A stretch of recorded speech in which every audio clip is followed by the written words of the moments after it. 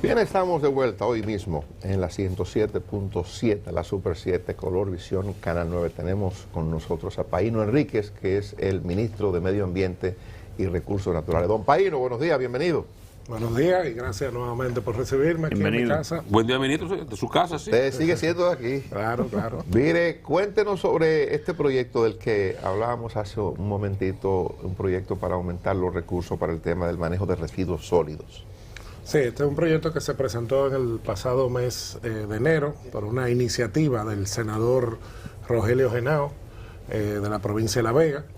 La verdad es que nosotros como Ministerio de Medio Ambiente y como órgano del sector residuos sólidos expresamos en su momento que al no poder ser parte de las discusiones, solicitamos formalmente al Congreso y ahora a la Cámara de Diputados que se nos invitara y que se abriera la discusión para que las opiniones técnicas que pudiera dar el Ministerio de Medio Ambiente y otros actores del sector privado también e incluso de la misma municipalidad pudiéramos participar todos en una discusión de un debate que está pendiente, porque el tema de los residuos sólidos, como bien decía Oscar antes de yo entrar, nosotros hemos estado muy involucrados en el sector residuos sólidos desde hace unos años.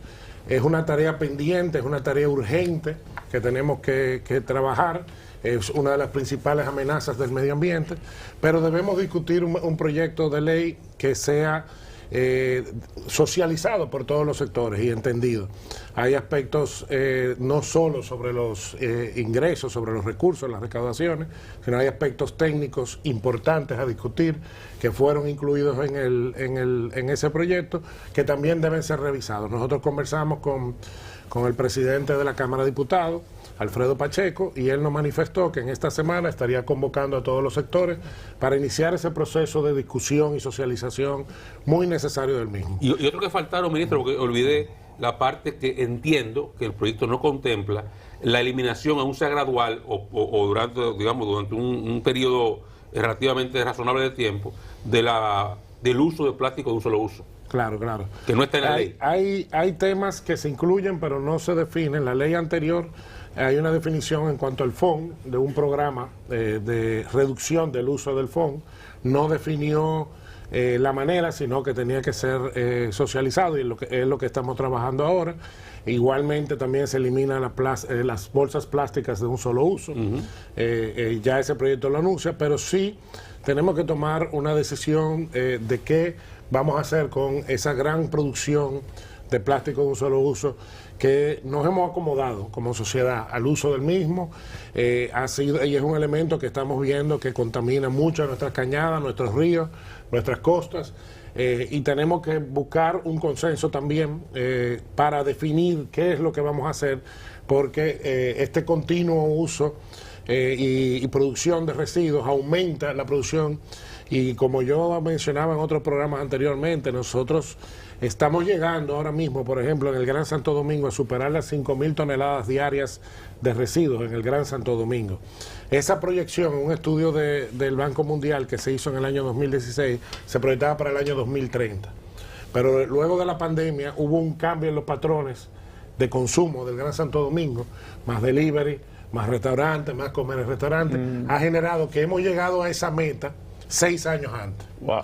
Entonces, ese es el reto que tenemos. ¿Y eso con la se da a infraestructura. nivel nacional? Se está dando en gran parte del territorio, sobre todo en el área, en la zona este también. Ha habido un aumento, obvio, más turismo, más residuos, más población, o sea, hay un boom inmobiliario en la zona de este y también eso genera más. ¿Y cómo afecta el manejo de esos residuos en el Gran Santo Domingo, por ejemplo, ya con un Duquesa colapsado? Claro. ¿Cómo afecta ese incremento tan desproporcionado o tan fuera de las proyecciones esperadas? No, imagínate el impacto presupuestario a cada una de las alcaldías. Cuando conversábamos en el caso de Santo Domingo Este, que se están construyendo sobre las 10.000 viviendas privadas al año, son 10.000 nuevas personas que están generando más residuos. 10.000 familias. 10.000 familias que están generando más residuos, que demandan más servicios. Y eso obliga a una demanda presupuestaria mayor para lo que es todo lo que es los temas de recolección y lo que no está ocurriendo. No es proporcional el aumento presupuestario con el aumento de la demanda de servicios. Aprovechando que usted en su momento estuvo en el fideicomiso de residuos sólidos, cuando usted ha visto, imagino que por lo menos lo ha visto de la ley, la parte de los incrementos de los aportes, según lo que usted conoce, esos montos que se plantean ahí, ¿son suficientes, necesarios, son abundantes, son inferiores a lo que se necesitan para que sea viable el proyecto? Son muy inferiores. Para que tú entiendas, y te puedo dar números bien específicos, las recaudaciones para el año pasado, fruto de la ley, rondan los 2.600 millones de pesos para todo el territorio, o sea, para cubrir todas las necesidades del territorio. Nosotros en estimaciones que hicimos, y es un costo por tonelada, nosotros estamos generando unas 15.000 toneladas diarias, unos 4.5 a 5 millones de pesos de toneladas al año. Ese costo conllevaría para la disposición final. No estamos hablando de lo que es la demanda, de lo que es la recolección que corresponde al ayuntamiento, sino la responsabilidad del fideicomiso, bajo un estándar de la mitad a relleno sanitario y la mitad a planta de valorización. Estaremos hablando de más de 6.000 millones de pesos que necesitaría el fideicomiso para cubrir todo el territorio. ¿Con esa ley que está planteada, que fue aprobada en el Senado, se recaudarían esos montos? Claro que sí, se recaudaría y sería una suma mayor incluso. Tal vez ahí se plantea el subsidio de fruto de esa fórmula, es que está planteando el subsidio a los ayuntamientos para el tema de la recolección, que es otro gran problema. Son retos muy grandes, pero lo que no podemos obviar es que cuando el modelo se ha aplicado en el territorio, funciona. Cuando tú vas a sitios como San Francisco de Macorís, la misma zona este, en lo que es toda la provincia de Altagracia y la Romana, el sistema, cuando entra dentro de la ley, el sistema integral que plantea la ley y el manejo de disposición conforme a la ley, funciona. Yo solo le pregunto, ¿cuándo ustedes han vuelto a ver un fuego en la zona este, aparte del caso que conoce, que ese es un caso que estamos entrando ahora a tomarlo, pero antes era permanente los fuegos en Guiriguiri y en el vertedero de Higüey? ¿Cuándo ha vuelto a haber una queja de ese tipo en esa parte del territorio? Igual San Francisco de Macorís se pasaba el año entero prendido en fuego, igual Dajabón. Vemos esa realidad también, que ya no ha vuelto a haber un fuego, ya la comunidad celebra más de un año de que no ha tenido, más de un año y medio, que no ha tenido ningún problema. Ya Dajabón está en el sistema. Sí, Dajabón está en el sistema, Baní está está en el sistema. Santiago, que fue muy famoso, también está y Rafael hace muchos años que no da problema. Ya no ha dado problema. O sea, la evidencia es clara. Villa González, Tamboril. ¿Y cuándo llega Duquesa? Duquesa, este es el año de Duquesa. Pero pregunto, ¿es posible intervenir Duquesa sin que esa ley que está en el Congreso se apruebe? No. Duquesa representa el 40-45% de todos los residuos sólidos del país, porque da servicio a casi todo el Gran Santo Domingo.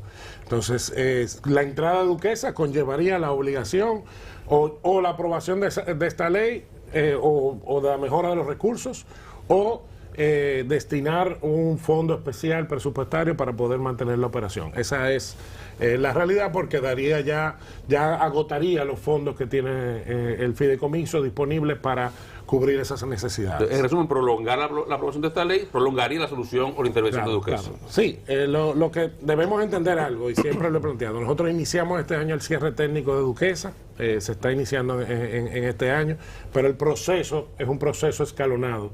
Este tipo de cierre toma entre 5, 6 y 7 años. Ahora, los cambios se van a ver en el primer año. ¿Y el cierre de Duquesa significa la apertura de dónde? Exacto. Ahora mismo existen varias propuestas que han presentado, tanto el sector privado sobre todo, de soluciones en el territorio. Esto es un tema delicado, como sabemos, porque todo el mundo quiere la solución de la basura, pero nadie la quiere cerca de su territorio. Y propuestas que hemos recibido, algunas son en el mismo polígono de Duquesa, en la misma área de impacto de Duquesa, lo que permitiría que un buen manejo es incluso una mejora en la explotación en la zona, porque lo difícil es cuando es en una zona nueva, en un territorio nuevo, que no tiene un sitio que se maneja de una forma totalmente diferente a lo que se maneja, lo que hemos visto históricamente, pero como está en la misma zona, permite dar un impacto menor. También se está evaluando en otros territorios. Perdón, Freddy, tengo entendido, en Duquesa, que en Duquesa de Duquesa viven informalmente más de 10.000 personas. Nosotros el cálculo que tenemos está entre 4.000 y 4.500 personas. Que viven buceando los buzos. Es toda una industria que hay, porque no es solo el reciclador, ¿no?, que va y recoge, sino que hay unas microempresas que son las que le compran y a la vez venden a otras empresas que aprovechan esos materiales. En el cierre técnico está contemplado que esa gente salga fíjate, forman parte de la solución. Este cierre se está haciendo con el BID, la Cooperación Española y la JICA, que son organizaciones que siempre tienen ese componente, digamos, humano. Y humano. Okay, el componente humano de los procesos son muy estrictos en eso. Y hay toda una partida y toda una programación para transformar a estas personas de ser aglomeradores o recicladores y darle otras herramientas para que puedan hacer negocios vinculados a los residuos, pero no dentro del vertedero, sino quizás labores de reciclaje en el territorio, de recolección, que es lo que se ha hecho en otros países, darle los medios. Nosotros tenemos mucha oportunidad ahora, porque en este trimestre se apertura, bueno, vamos a decir en este cuatrimestre, porque ya está lista la planta, pero está en fase de prueba, en la zona de Quisqueya, se apertura la primera planta de reciclaje de botellas PET, bottle to bottle, que es la planta Renacer. Es de un grupo dominicano y un grupo hondureño, es un joint venture. Y eso va a permitir que la botella plástica que usamos y tiramos a la basura pueda ser transformada en República Dominicana nuevamente a otra botella. Eso es el concepto 100% de lo que se llama economía circular. Y esa planta va a permitir que en vez de estar llevando transportando, aglomerando y compactando los plásticos que usamos y mandarlo a México, a Honduras y hasta Canadá, se está enviando plástico de aquí, se puede aprovechar en República Dominicana. La buena noticia también es que no es solo esa planta, sino que hay en proyecto 2 plantas más en los próximos años que pudiéramos impactar con lo que es la botella PET en ese sentido. El periódico Listín Diario trae hoy un trabajo interesante sobre el río Mano Guayabo y un llamado que hace la comunidad a medio ambiente para que vaya en auxilio del río, que está haciendo mucho daño tanto a la población como al entorno. Sí, conocemos el caso y es un caso similar a lo que pasa en otros ríos de la región sur y hemos trabajado mucho en lo que es la zona de Bonao y Maimón con las extracciones. Estas son extracciones que históricamente han ocurrido en esos ríos por décadas. Nosotros, desde que iniciamos la gestión, no hemos autorizado a ningún tipo de extracción, a ninguna entidad privada del río. Las únicas extracciones que se han hecho han sido en coordinación con el INDRI para labor de canalización, para evitar inundaciones y con EGIP para temas de cola de presa, evitarlo. O sea, y mantendremos esa política de tolerancia cero a las intervenciones en el río que anteriormente, en gobiernos anteriores, sí se otorgaban a privados. Número 2, nosotros podemos evidenciar que hemos sido la gestión que más operativos hemos hecho de fiscalización conjuntamente con el CEMPA para detener estas extracciones. Ahora bien, como mencionaba el presidente Luis Abinader en la primera semanal del mes de enero, estamos hablando de grupos similares a lo que son los carteles de droga. Operan de noche, involucran a las comunidades, involucran también a autoridades locales y muchas veces para un medio ambiente con muchas limitaciones en cuanto al personal de fiscalización, en cuanto al personal del CEMPA, que ya en los próximos días estaremos hablando de la transformación del CEMPA, se nos hace difícil cubrir vastas extensiones de territorio donde incluso hay anillos que informan de cuando vienen los camiones, los operativos del CEMPA, incluso cuando vamos saliendo de la capital. O sea, tienen un sistema de información. Están infiltrados. tiene un sistema de información con anillos de seguridad que cuando llegamos a los puntos, muchas veces la denuncia ciudadana la encontramos y cuando llegamos ya han desaparecido. Y gente de la comunidad que los apoya. Claro, y amenaza incluso a los comunitarios que se oponen a ellos. Es así. Eso es algo parecido a lo que pasa en las cuevas del Pomier, ministro. Es diferente. Claro. ¿Por qué hubo que esperar que el presidente hablara para intervenir en el lugar si la ley de hecho lo contempla su prohibición? ¿Y cuál es la realidad del Plan Nacional de Reforestación que inició en el gobierno del presidente Danilo Medina, pero no sé si usted lo ha continuado o si estaba en marcha? ¿Cuál es la realidad? Bien. Con el Pomier era una deuda histórica que teníamos todos los gobiernos, no solo con San Cristóbal, sino con todo el país y todas las personas que están preocupadas por la sostenibilidad ambiental. Es una decisión que tomó tiempo poder hacerla por las coyunturas y las implicaciones tanto sociales como económicas que tenía la misma. Había una discusión entre derechos previos que tenían de explotación los concesionarios privados y la afectación que generaba en las cuevas. Nosotros dedicamos muchas horas a poder estudiar esto desde el punto de vista jurídico, desde el punto de vista técnico, y luego de realizados, incluso estudiamos los trabajos que previamente hizo el ministro Miguel Seara, conjuntamente con expertos internacionales como George Benny, para poder determinar la situación. Y la verdad es que aún habiendo esos derechos no medioambientales, sino derechos mineros que tenían previamente, ya la operación que se estaba ejecutando en la zona estaba afectando significativamente ese monumento natural. Ya hay 9 cuevas afectadas, el levantamiento identifica que 3 de ellas tenían pinturas rupestres y petroglíficos que fueron afectados, y veíamos una tendencia que en vez de alejarse del monumento natural, la explotación se acercaba. Y otro tipo de explotación minera artesanal, informal, pero ilegal, porque debe decirse que era ilegal, que estaba afectando la misma zona núcleo.